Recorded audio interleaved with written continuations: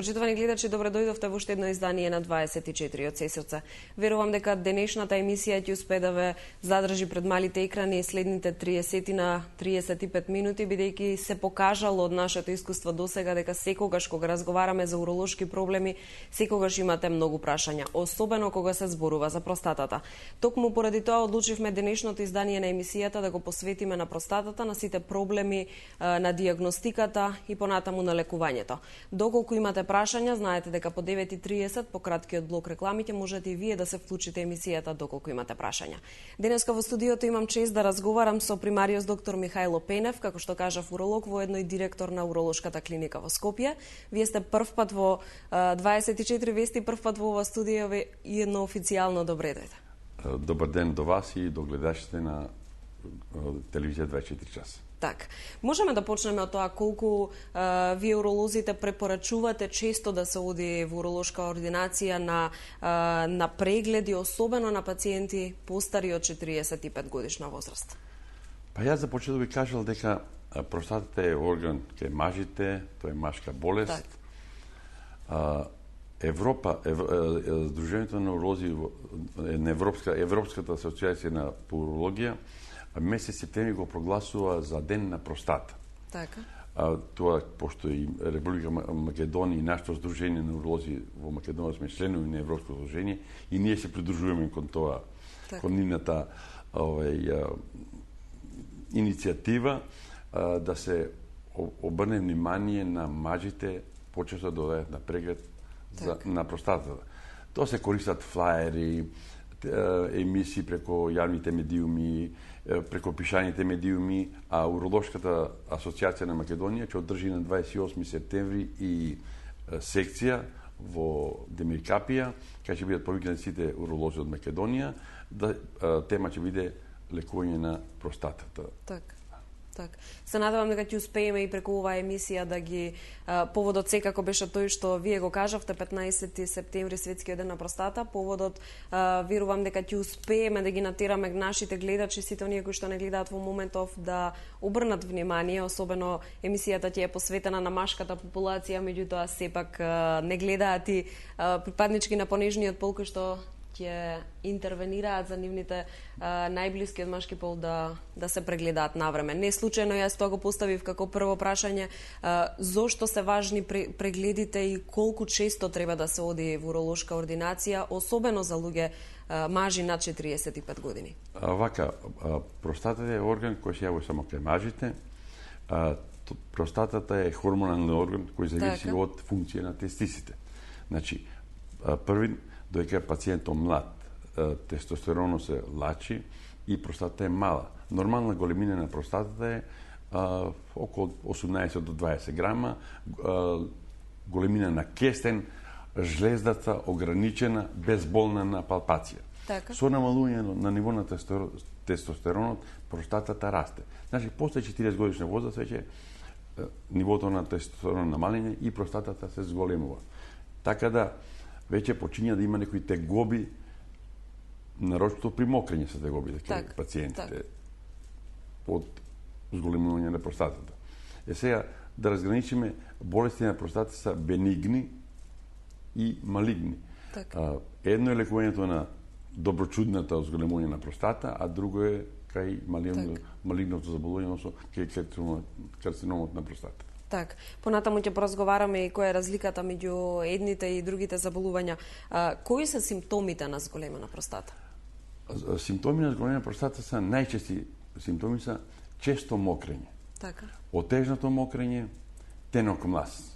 Пациентот ќе каже, јас одам во клозет на секои 3 сата, тенок млаз, што се вика млазот капе испред кондурите и многу карактеристично пациентот ќе дојде ќе каже, бев у клозет, таму излегав од клозет, повторно се враќам да се измокрим.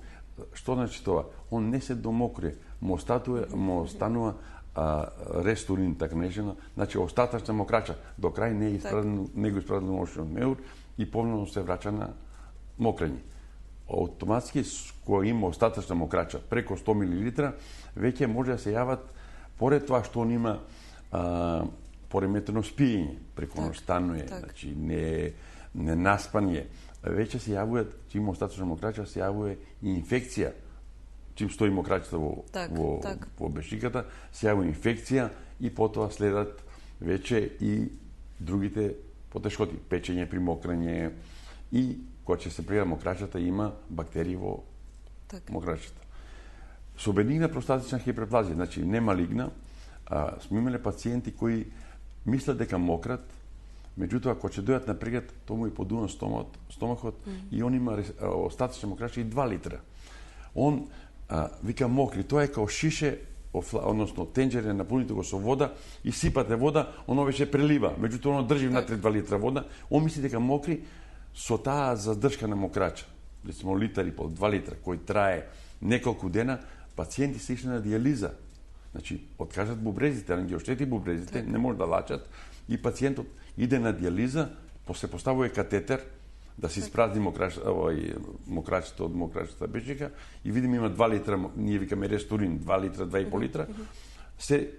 Со една-две дијализи сме имале и пациентот се нормализира, значи обструкцијата, односно пречката за истекнување на мокрачата и била простатата, кога тоа се нормализира, пациентот нормализира и вредностите на урејата и на креатининот и пациентот фактички е излечен од таа уремина, значи оди на дијализа пациентот со до тај степен, иако тоа кај нас се дешава, меѓутоа во други земји на запад не е така, сигурно дека не може да е пациент кој има 3 литра мокрача во мочниот мевор. Знаете, другачија културата нивна, другачија е, односно он малце ако има проблем или знае он дека треба да се јави на лекар, дали има потешкоти или не, да направи на рутинска контрола, рутински преглед на простатата. Се јавуваат ли често пред доцна на лекар? Кој е тој момент кога треба да оценат дека може би е веќе време да посетат уролошка ординација за да не дојде до овие компликации кои што вие ги споменавте? Видите, пациентите сега во последно време, веќе после пропагандата која се врши и стручно предавање на матични лекари, пациентите почесто сега се јавуваат на... Стануваат се посвесни и поинформирани. Се посвесни и сега им е, пошто има, кога се работи за малигна, за карцином на простата, има и маркер кој се снима преко крвта и са пациентите веќе еден од друг си кажуваат, а и слушаат, вика да си го проверим маркерот, се вика ПСА, вика да го проверим маркерот како ви е. Значи веќе има свеста е зголемена и многу почесто се јавуваат. Меѓутоа има пациенти кои се јавуваат у многу касна фаза. Видите, една карактеристика е кај мажите малци се они поплашливи односно на жените, не сакат да се јават поготово па простатата е упрашање, па тоа е машкоста кај нив, да не се повреди и кријат. Не сите, али одредени луѓе кријат. Он има потешкоти со мокрење, меѓутоа не го каже, ќе го привети сопругата, па она го тера да дојде на преглед. Имаме и такви случаи. Так. За жал има такви случаи, се надевам дека ваквите емисии ќе влијаат кај нив да... Сигурно. Бидејќи сепак се работи за здравието. Постои ли одредена возрастна рамка во која што, ова го споменавте отприлика, меѓутоа во кој што мажите навистина треба да почнат да внимаваат и да се јавуваат почесто на прегледи? Доколку се јават симптоми, веќе навистина да реагираат и да не чекаат? Па видите, и да нема симптоми. Некои да немаат симптоми, викам, отежнато мокрење, маж над 50 годишна возраст, барем еднаш треба да отиде на преглед кај уролог, да се прегледа, да се види тој маркер да се види и преглед на простатата. Видите, простата е орган кој е достапен за преглед. Тоа е така наречена дигитално-ректална екзаминација или на македонски речено ректален преглед. Со кажи прстот се простатата пипа преко чмарот, достапен за со тој преглед урологот па да не речем у 90% од случаевите ќе открие дали се работи за малигна неоплазма или бенигна. Затоа што простатата реков дека е жлезата ограничена, ако урологот напипа некој чвор, тврдина, тоа он автоматски се посомнува дека се работи за малигна неоплазма на простата. Може маркеро, тогаш и маркеро е зголемен. Меѓутоа може да биде маркеро и 5, 6, 7, нормално е до 4, али урологот кој ќе види дека има наод за малигнитет кај простатата, онда се понатамошно испитување врши функција на простатата. Так. Дали секое зачестано мокрење значи проблем со простатата или не? Па видите, углавном, ако е пациентот 30 годишен, може да биде и простатит да има, така воспаление на простата, па да биде пациентот 30 годишен, па да има проблеми. Меѓутоа тоа се лечи со антибиотици. И антисептици. Може да тоа е многу поретко во односу кај пациенти кои се над 50 годишна возраст. Кај нив е зголемена простатата и се манифестираат овие проблеми кои, како што реков, кои се главно со мокрењето проблемите. Так. Отприлика споминавте во едно од претходните прашања, меѓутоа еве да им објасниме поточно како изгледа прегледот на простата. Колку често можеби не се јавуваат на лекар затоа што тој преглед им делува непријатно, им делува страшно, можеби и болно. Точно ви е прашањето на какви место. Какви испитувања се прават?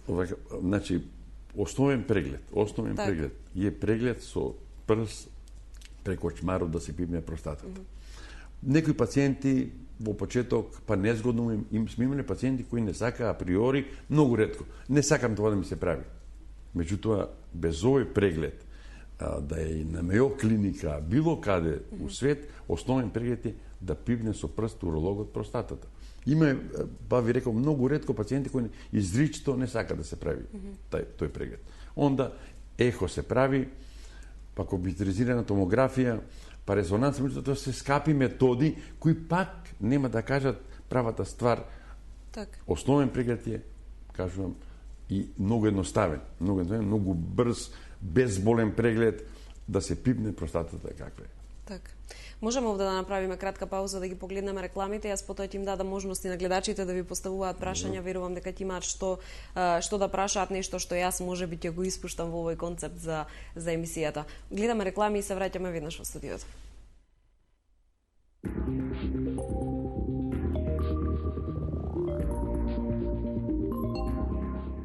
Акција Бујото Есенцијале, само во салонот на МТАС Футуро, кој на дизајнирано бујото за само 2199 евра. Во цената се вклучени медијапански фронтови по ваша желба, лакирани или пластифицирани, работна површина изработена од цврт композитен материјал со излиен садопер, чешма, фиоки и врати со меко затворање, вградлив фрижидер, замрзнувач, вградлива фурна, вградлива грејна плоча, искриен аспиратор Фабер. И тоа не е се. На секоја кујна добивате 2 години гаранција. Кај нас вашите пари имаат најголема вредност. Ве очекуваме во нашиот салон на улица Даме Груев број 3, зад Републичкото собрание во центарот на Скопје. Најдоброто од Македонија.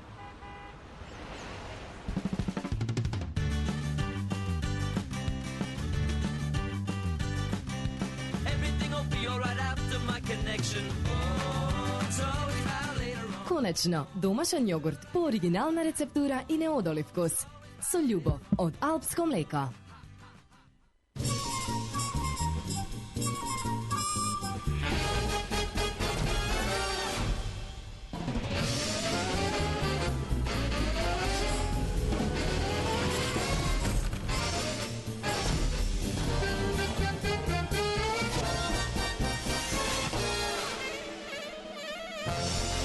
Блокмакс ефикасен при различни типови болка. Од алкалоид. Сонце мое, наскоро ќе уживаш во вкусот на слободата и првата љубов. Ќе ги почувствуваш сладкиот вкус на победата и горкиот вкус на поразот. Но се ќе биде во ред, бидејќи има еден вкус кој ќе те потсетува на дома. Идеал шипка, вкусот на нашиот дом.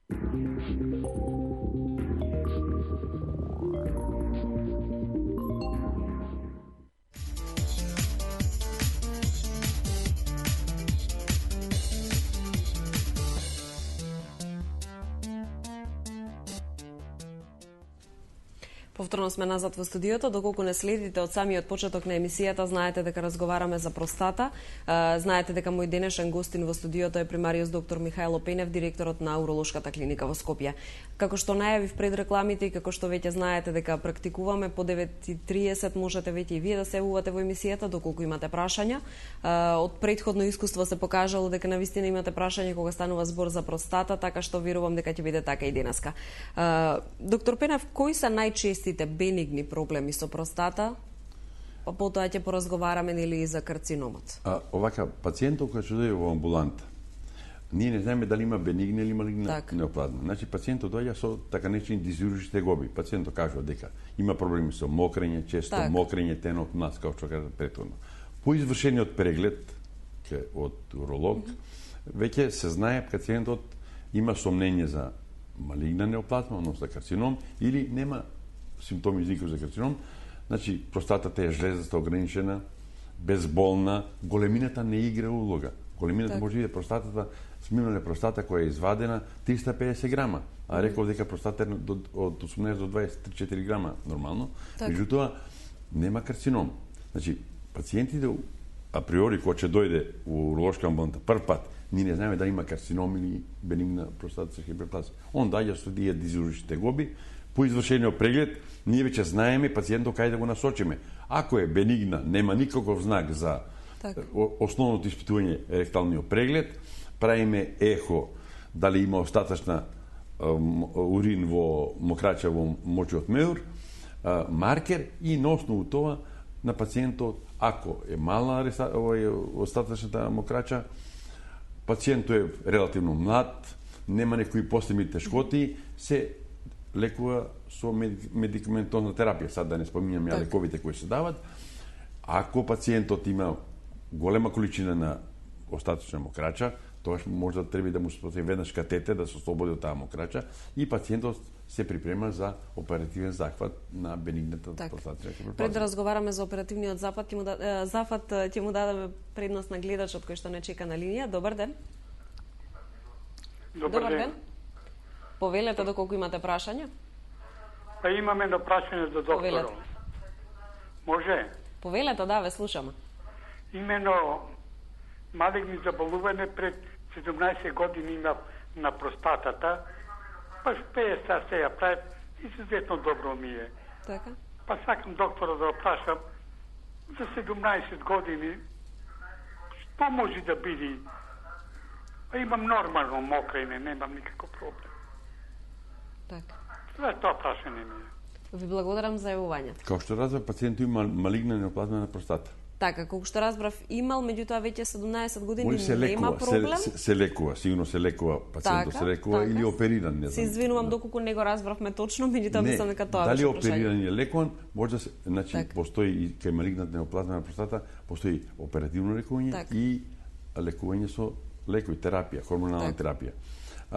Пациентот 17 години поминал, он значи са нормално живее, сигурно до вредностите на ПСА са му нормални и да нема никаква грижа, да оди на контрола кај тој уролог се контролира и да не се више секира, да не се он ќе биде у излечени пациенти, али секојаш треба да го контролира ПСА, да се види ако расте, да се зголеми терапијата која прима, хормонална терапија. Так, да се посетува редовно матичниот уролог. Редовна контрола, матичниот уролог. Так. Имаме повторно гледач на линија. Добар ден. Ало, добар ден. Добар ден. Повелете доколку имате прашање.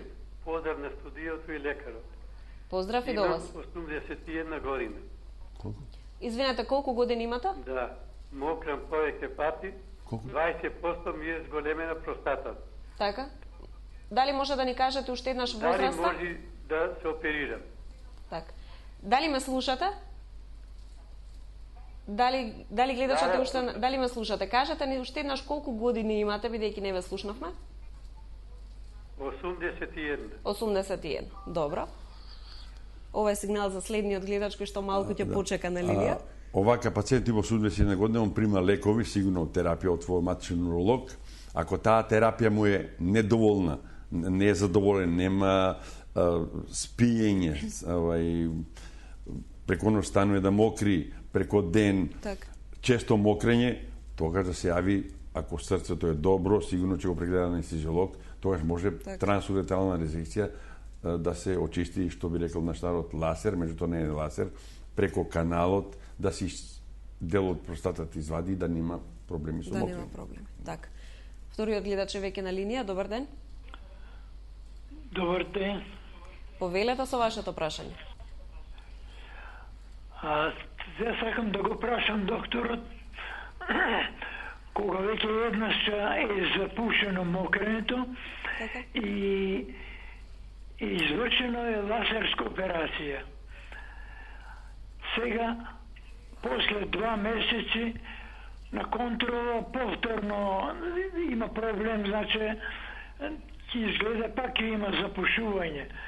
Па дали е добро лазерска операција или директна операција со ножеви и така там да се види што има и како е внатре?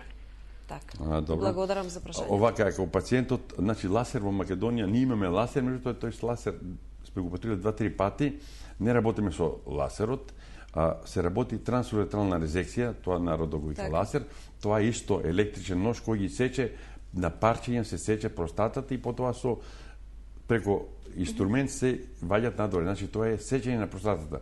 И кога се измери, рецимо може да се извади дел од простата и 40, и 50, и 100 грама. Само на парчија, не е цела простата. Во главном, простатата се оперира трансуретрално со преко без отварање од озгора со нож, што вика пациентот. Не знам кај е опериран, нека го види урологот. Подобро е, ако нешто останало дел од ткиво простатично, повтор пат ќе го извади урологот што бил и пациентот ќе му опри добро. Нема потреба да се отвара, што вика пациентот со нож. Заклучокот од сите овие прашања кои што ги поставија нашите гледачи и сето она што вие им го одговоривте дека сепак и по третирањето на простата треба да се продолжи да се посетува урологот, да се контролира моменталната состојба. Видите, може да биде бенигна простата, опериран пациент. Бенигна простата доаѓа на контрола после 10 години. На преглед, претходно маркерот и матичен лекар може да му зема маркер, еномно зголемен маркерот, кога ќе направиме ректално туше, меѓу пипиме чворови, значи на место на простата кај што била има малигнизирано ткиво. Значи сигурно треба да дојде на контрола. Не значи она кој се оперирал и веќе да не доаѓа на контрола и добро мокри. Ретко е тоа, меѓутоа може да се јави пак од бенигна, па после станало малигно ткиво после 10 години. Така. Можеме да им објасниме на гледачите како изгледа биопсија на простата, како се прави? Биопсија на простата е амбулански. Се прави во локална анестезија. Локална анестезија се убризга, се лежи на клиниката 2 сата после интервенцијата. Тоа е една автоматска игла, биопсија се прави со убоди, тенко иглена биопсија, 10 до 12 убода на простатата. Ако се прави само со еден убод, кој може нема да биде погоден карциномот. Безболно, пациентот лежи 2 сата на клиника, потоа се оди дома. Може се јави накнадно, тоа е реткост да има компликација некоја, меѓутоа компликација може да биде хематурно крварење од мокрача, али тоа е реткост. При секоја биопсија кај што се ваѓа ткиво, може се јави компликација, отток, па не може да мокри, затоа се враќа на клиниката, ден-два лежи и се смири. Не е ништо опасна, амбулански се работи, така да не се плашат пациентите. Има искусни лекари на уролошка клиника, а не само на уролошка, се прави биопсија и у другите јавни здравствени установи, и у приватните установи, клиники и болници во Скопје и во Македонија се прави, така да секој на каде што ќе одлучи. Да. Како да се намали смртноста од карцином на простата? Што е клучно? Виде, клучно е рано откривање на простата. Карцином на простата кај мажите, мислам дека е на 3-то или на 4-то место после карцином на бели дробови и дебело црево. А сега дебело црево испитувањето колоноскопија малце не е комплицирано, и по-скапо е, и по-другаче. Ова е поедноставно да пациентот отиде на преглед и со еден преглед, ректален преглед со прст, се установува во главном дали се работи за карцином или не. После се потврди, тоа не значи дека ако е тврда простатата и ние веднаш да го оперираме како карцином. Се мора да се потврди патохистолошка, се биопсија. Меѓутоа, толку едноставно и со тој маркер сега што го има, така да многу брзо се открива дали е карцином или не е карцином. И пациентите се подврнат потоа на терапија, дали ќе биде оперативна терапијата или ако е карцином проширен, иноперабилни, кажуваме, тогаш има хормонална терапија. За разлика од другите карциноми, ако е иноперабилни карцином на желудник или на дебело црево, нема терапија. Има, меѓу таа терапија е минимална, тоа е хемотерапија или зрачна. Овде кај нас хормоналната терапија изваредно делува и кај овие пациенти кои е ПСА, да речеме 200 или 100, па има метастази во коски, значи терапијата со карцином на простата е многу по благодетна, да кажем, односно на другите терапии, на другите карциноми на човечкиот организам. Во кои случаи се препорачува, во кои случаи не се препорачува операција и секако може некои совети за оние пациенти кои што размислуваат, односно им се препорачува операција. Секогаш кога може да се направи операција, да биде направена операција. Што е најдобриот начин? Да биде извадена простатата комплетно. Ако маркерот, зависи кога е во Европа или например во Словенија, маркерот ако е изнад 20, пациентот не го оперираат. Меѓутоа тоа толерантно е. Млад пациент може би 30 маркерот, па да се направи операција. Меѓутоа, многу зависи од прегледот кој е, ако е простата фиксирана со околните ткива, па може да е отишли према дебелото црево, значи тоа е иноперабилно, нема никаква сврха за операција, тоа се иде на таа хормонална терапија. Плюс ако има метастази у коски, од простатата, карцинома на простата дава најчесте метастази са во коските метастази. И затоа многу често, сега многу помалце, али во почетокот, кога биопсијата беше ретка, се правеше само на една клиника, се чекаше, многу пациенти имат болки во коските, па реума, па лежат на реуматолошка клиника, па лежат на ортопедија и после се открие дека има болките се од метастази од простата.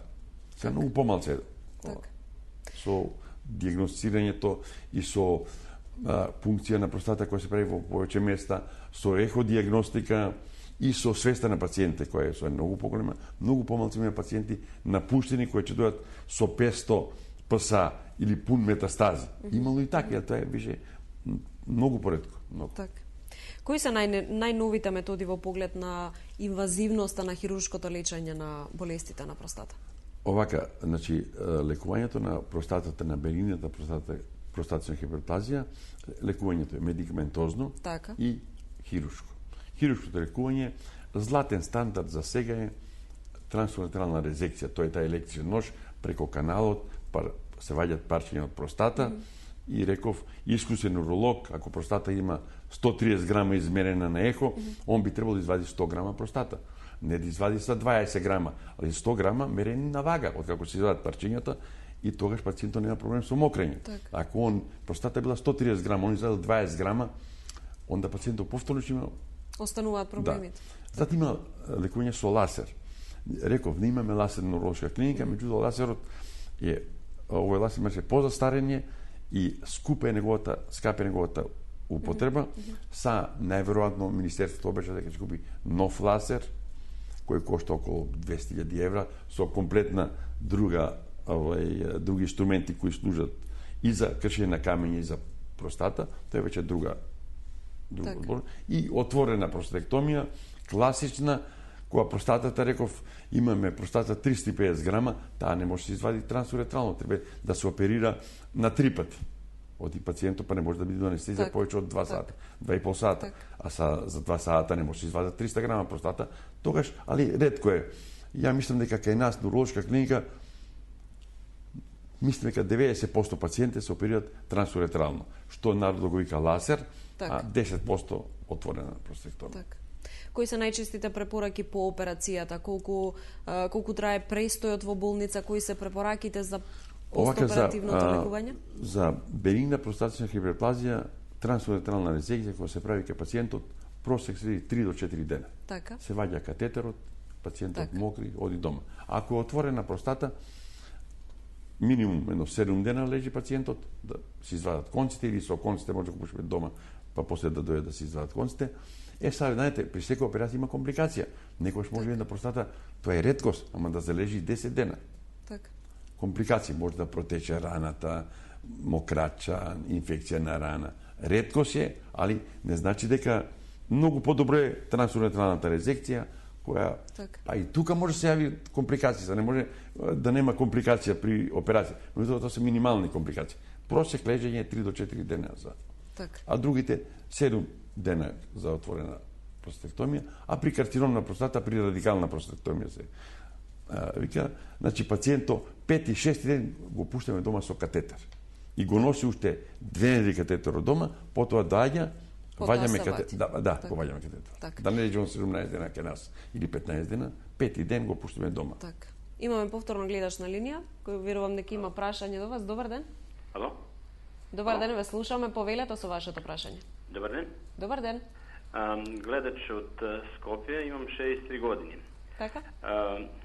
Редовно го посетувам мојот матичен уролог. Немам некои објективни потешкоти од она што го каже почитуваниот доктор. Меѓутоа, ПСА веќе 7-8 години се движи од 4 до 5,6. Така. Па би сакал да го чуем мислењето на господинот доктор. Така. Значи немам никакви потешкоти, не станувам навечер ако не пием многу течност, немам чувство на неизмокреност и така натаму. Меѓутоа ПС ми е стално над 5 до 5,5. Така. Ви благодарам за прашањето. Добро прашање. Сега, ако секојаш, значи 5,6 горна граница, треба да одути матичниот уролог што го води, дали да се направи на биопсија. Реков, безболна е, сега урологот гледа таму на палпација, мека, нема никаков знак. Меѓутоа, цело време кој е тоа, не е на одмен да се направи една биопсија, па да биде негативна. Сите очекуваме да не да биде позитивна. За пациентот да биде сигурен. За пациентот да биде сигурен. Така. Кои се препораките, она што ве прашав во претходното прашање, меѓутоа не успеавме да го одговориме бидејќи му дадовме предност на гледачот. Што по операцијата на простата? Без разлика што се третира, какво заболување, кои се препораките? Претпоставувам дека треба да се избегнува физичка активност, она што го кажавме, редовна посета на матичниот уролог, меѓутоа што е она што е останато важно? Направена добра операција при бенигна простатична хиперплазија, трансурентрална резекција, извадено доволно простатично ткиво, пациентот мокри, сасвим солидно, нема никакви потешкоти, тој пациент го рачунаме излечен. Нема што да го се третира веќе, он треба да оди на контрола. Повремена уринокултура да земе дали има бактерии во мокрачата, лабораторија, тоа ќе му каже тој што го оперирал. Меѓутоа, пациентот не треба да е инвалид, он треба да работи, да си работи, да живее најнормален живот. Сега да избегава многу пиење алкохол, па не јадење љутом, тоа индивидуално е. Нешто посебно, меѓутоа, направена добра операција и пациентот се осеќа добро, он е излечен и он нема више да биде да се третира као болен од простата. Исто се однесува и за карцином на простата. Карцином на простата, направена радикална простатектомија, значи извадена компонент од простатата. Пациентот добро мокри, нема инконтиненција после операција, не му бега мокрача, што би рекол наш народ. Редовна контрола на 6 месеци, то обавезно се иде на 6 месеци, маркерот е битен тука кај маркерот треба да иде 0 после ваѓање на простатата. И сега, ако почне да се зголемува маркерот, онда се додава хормонална терапија. Кај нив е битно, кај карциноми на простата, да не значи пациентот не се јавува и оденеш маркерот бил 0,0, отишол 5, 6, 10. Значи, тука е редовно на 6 месеци, потоа на година дена, али на 6 месеци обавезно преглед, маркер да се провери. Претпоставам дека исто така препорака која што не ја споменавме од уролог до пациентите е да не се избегнува пиењето вода и течности само поради тоа станување навечер заради мокрење. Добро ме посетивте, пациентот не може да мокри, он не пие течност. Па не пие течност, он дехидрира, са не значи он навечер да почне да пие 2 литра течност да испие навечер през пиење. Меѓутоа он не пие цел ден течност. Кога ќе го прашате еден пациент дали пие, он пошто има проблем со мокрење, вика пијам. Кога ќе дојде во болница и речеме ајде да мериш или дома, измери колку пиеш, он пие пола литар за 24 часа за да не мокри. Тоа е апсолутно грешка. Тоа се покачуваат вредностите, бубреците не може да работат добро, вредностите на уреја и креатинин, тоа е значи идење во друга крајност. Не може пациентот да не, барем треба нормално да зима течности како што треба да зима, барем литар и пол до 2 за 24 часа. Викам, не треба он са навечер да испие 2 литра течност со 11 сат навечер, до 23 часот. Али не да избегава да пие течност. Тоа е бегање од болеста која има да не отиде на лекар, да не мокри. Не може да не мокри. Тоа више има други реперкусии по здравјето на пациентот. Така. За жал времето ни истекува, меѓутоа ви благодарам, верувам дека успеавме барем дел од дилемите на нашите гледачи да им ги решиме преку овие јавувања и секако преку моите прашања. Ви благодарам за ова гостување. И на вас ви благодарам. Така. Почитувани гледачи, ви благодарам за вниманието кој што ни го посветивте и овој пат и секогаш што ни го посветувате. Имајте убав викенд. Чувајте се од ова време кое што почна да наликува на есен и секако со мене и со Сања и со Мартина се гледате од понеделник. Довидување.